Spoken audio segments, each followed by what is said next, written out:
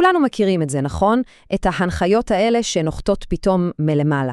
לרוב זה מרגיש כמו עוד משימה, עוד משהו לסמן עליו וי.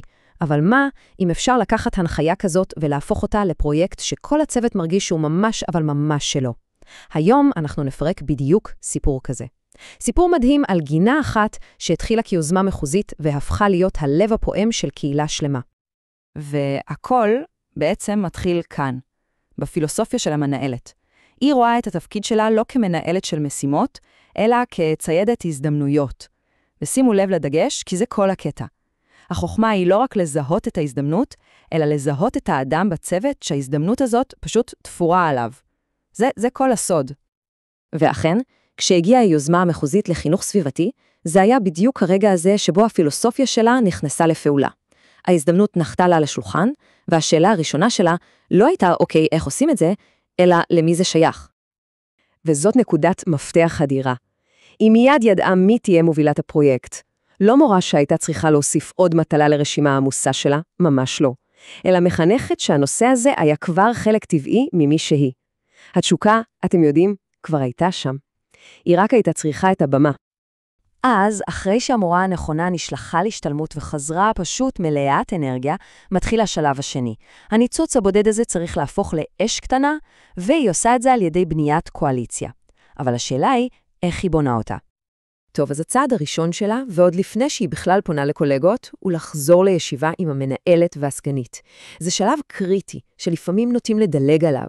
כאן כל הרעיונות והאנרגיה מההשתלמות מקבלים גב ניהולי, אישור, תיקוף. בלי השלב הזה, כל היוזמה יכלה להתאפס כאיזה פרויקט אישי שלה, אבל עם המנדט הרשמי הזה יוצאת לדרך עם המון כוח. ועכשיו, שימו לב לאסטרטגיה המבריקה שלה. היא לא מכריזה על הפרויקט בישיבת צוות, ומחכה שמישהו ירים את הכפפה. ממש לא.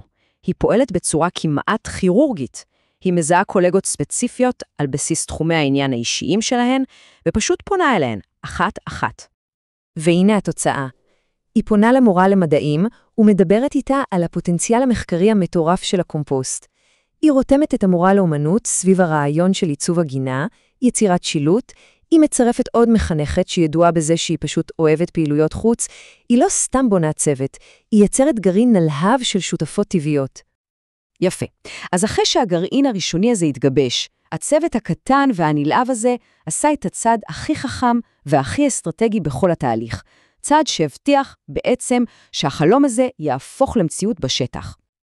אז מי היה אותו גורם מכריע שהפך את כל הרעיון הזה למציאות? בואו נחשוב רגע. זה לא היה יועץ חיצוני, גם לא תקציב מיוחד, ואפילו לא מישהו מההנהלה. זה היה מישהו שנמצא שם כל יום, ממש מתחת לאף. יש למישהו ניחוש? אבל רגע, לפני שנגלה מי זה היה, בואו נבין איך הן ניגשו אליו. הן לא באו עם רשימה של דרישות, הן לא ראו בו איש ביצוע. הן באו לשתף אותו בחלום שלהן ולהתייעץ איתו כשותף שווה ערך לתכנון. הגישה הזאת, תראו, היא זאת ששינתה את כל המשחק. והנה הוא, השותף המפתיע והקריטי ביותר היה אב הבית. כן. ברגע שהן שיתפו אותו בחזון וביקשו את דעתו, הוא הפך מאדם שמבצע משימות לשותף מלא לתכנון. הידע שלו על השטח, איפה יש נקודת מים נסתרת, מה המיקום הכי טוב לקומפוסט. וואו, זה היה ידע שאף אחד אחר פשוט לא החזיק בו. הוא היה החוליה המקשרת בין הרעיון לקרקע, וזו דוגמה מושלמת למומחיות הנסתרת הזאת שקיימת בכל ארגון. אוקיי, אז אחרי שהפרויקט קם על רגליו, מגיע השלב שהופך אותו מאירוע חד פעמי למשהו בר קיים. השלב שהופך את הגינה ממשאב של קבוצה קטנה למשאב של כל בית הספר.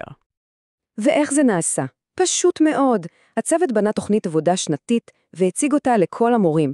ופתאום, הגינה הייתה רלוונטית לכולם. בכיתות הנמוכות השתמשו בה לשיעורי שפה, כתבו ציירו, ולמדעים עקבו אחרי נביטה. בכיתות הגבוהות זה כבר נכנס לשיעורי חשבון עם מדידת שטחים ולמדעים מתקדמים עם חקר תהליכי פירוק בקומפוסט. הגינה הפכה להיות פשוט כיתת לימוד חיה. אז כשאנחנו מסתכלים אחורה על כל התהליך המדהים הזה, מה בעצם נוסחת ההצלחה כאן? מה הם עקרונות המפתח שאפשרו ליוזמה הזו לא סתם לקרות, אלא ממש לפרוח? בואו נזקק אותם. אוקיי, אז הנוסחה מתחילה בזיהוי האדם הנכון, זה שיש לו את התשוקה, כי אי אפשר לזייף אנרגיה. זה ממשיך במתן אמון ומנדט מההנהלה, שזה בעצם החמצן שמאפשר ליוזמה הזאת לנשום. משם זה מתרחב דרך בניית שותפויות חכמות, גם הצפויות וגם, כמו שראינו, הלא צפויות. ולבסוף, זה הופך להיות בר קיימא על ידי הפיכת הרעיון לחלק מה-DNA של בית הספר, גם דרך תוכנית הלימודים וגם דרך התלמידים עצמם. כל חוליה בשרשרת הזאת הייתה פשוט חיונית. וזה משאיר אותנו עם מחשבה לסיום. כי הסיפור הזה הוא לא באמת רק על גינה, הוא על זיהוי פוטנציאל אנושי. אז אולי שווה להסתכל סביב ולשאול איזו הזדמנות כבר קיימת בסביבה שלנו, וחשוב מכך, מי האדם הנכון שרק מחכה להזדמנות הזו כדי לפרוח.